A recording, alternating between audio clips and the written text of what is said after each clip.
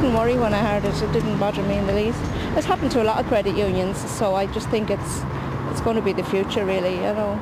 I have trust in the credit union. In this one anyway, I have.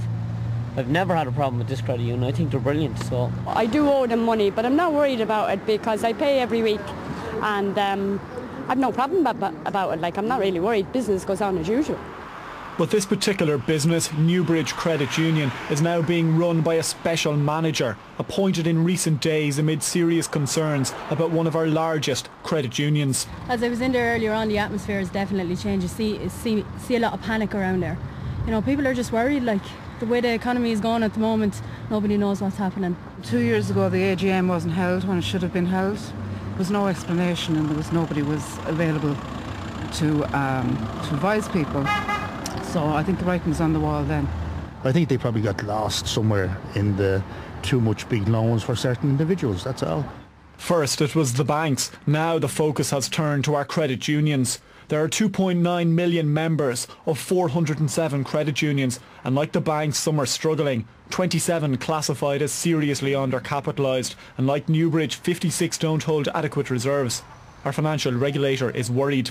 When Matthew Elderfield came to Ireland, one of the first things he realised was the degree of problems at the credit union sector, and secondly how incredibly politically connected they were. They've sought to grapple with the problem and to help the credit unions to help themselves. And the problem is getting worse. Some credit unions chased the banks into boom time property and business lending, and when the recession arrived, this triggered problems. In 2008, just 6.8% of credit union loans were in arrears of more than 9 weeks. But that has risen dramatically, 9.8% in 2009, 15.5% in 2010, and by last year 18.6% of loans were in arrears of more than 9 weeks. It all means that more than €1 billion in credit union loans are in arrears. There could be half a dozen other credit unions taken over, the control taken over by the central bank this year. And then we're going to see large numbers of mergers this year where small, weak credit unions and some large, weak credit unions are going to have to be merged with stronger ones so that they're better able to cope with the present economic mess that we're in. The regulator has already imposed lending restrictions on some 300 credit unions, many of which are represented by the Irish League of Credit Unions.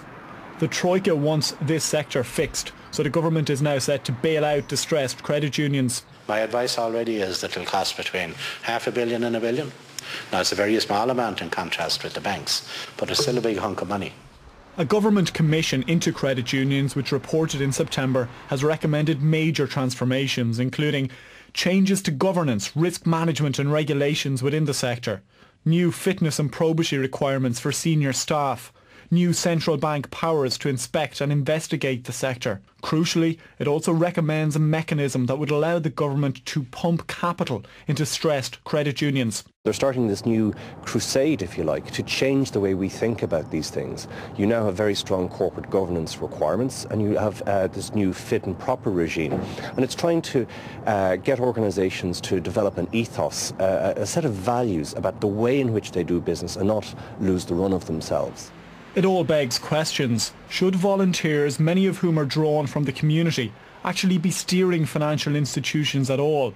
And what will all this new red tape mean for the sector? The number of credit unions fell by 30% in Britain when regulation arrived.